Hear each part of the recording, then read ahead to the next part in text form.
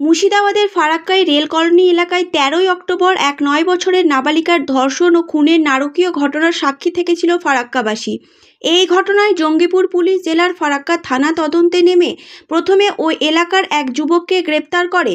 পরে তদন্ত চলাকালীন এই নারকীয় ঘটনার সঙ্গে যুক্ত থাকার অপরাধে আরও এক যুবককে গ্রেপ্তার করে পুলিশ। সমস্ত সাক্ষী প্রমাণ সংগ্রহ করার পর ৬০ দিনের মাথায় এক অভিযুক্তকে মৃত্যুদণ্ড ও অপরজনকে আজীবন কারাদণ্ডের নির্দেশ দেয় মহামান্য আদালত। এই অল্প সময়ের মধ্যে অপরাধীদের শাস্তি হবার খুশি নাবালিকার পরিবার সহ সারা রাজ্যবাসী।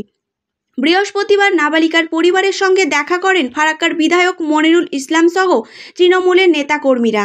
এদিন নাবালিকার পরিবারের হাতে নিজস্ব তহবিল থেকে আর্থিক সাহায্য তুলে দেন, পাশাপাশি সমগ্রভাবে পাশে থাকার আশ্বাস দেন।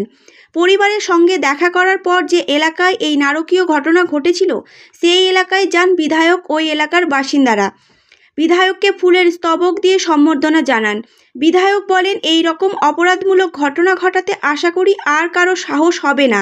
যদি এই রকম ঘটনা ঘটে, যে কোনো ধর্মেরই হোক বা যে কোনো রাজনৈতিক দলেরই হোক না কেন, এই রকম কঠোরতম শাস্তি তাদের হবে।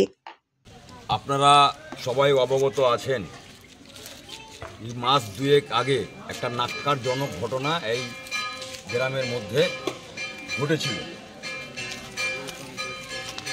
সেই ঘটনার পরিপ্রেক্ষিতে আমরা মানুষ ফুল আর কি,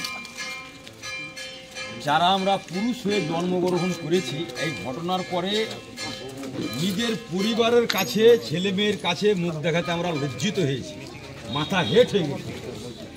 কারণ এইসব মানুষ জানোয়ারের রূপ নিয়ে জন্মগ্রহণ করেছিল। কারণ একজন করে খুন করা, বস্তাবন্দি করা, এটা আমার মনে হচ্ছে সুস্থ মানুষের পক্ষে সম্ভব নয়। তার জন্য আমরা লজ্জিত হয়েছিলাম, নিজেকে অসহায় মনে হচ্ছিল যে আমরা যদি অন্য কোনো প্রাণী হয়ে জন্মগ্রহণ করতাম তবু মনে রেল কলোনি, মানে আপনারা জানেন এখানে একটা ২ মাস আগে, কিছুদিন আগে একটা ন্যাক্কারজনক ঘটনা ঘটেছিল।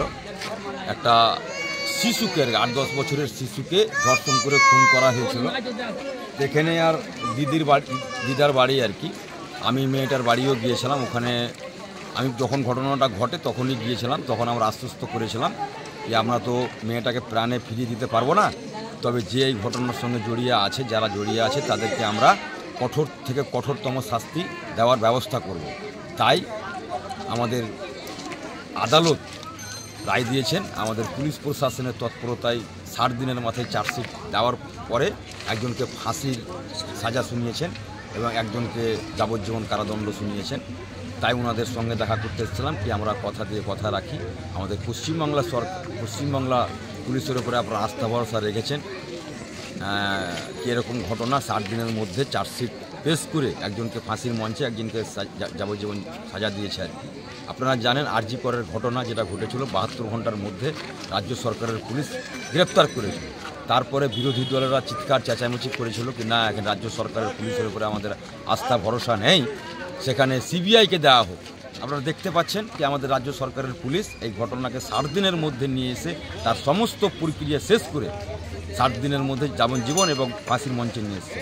এবং আরজি করের ফাঁসি এখনও আমরা সাজা শুনতে পেলাম না, বরঞ্চ সিবিআই যারাকে করেছিল তারা জেল মুক্ত হয়ে গেছে। আর সিবিআই যদি রাজ্য সরকারের পুলিশের উপরে আস্থা ভরসা রাখতেন তাহলে দেখা গেল এই ফারাক্কার মতো ওখানেও ফাঁসির সাজা শুনিয়ে দিত আর কি।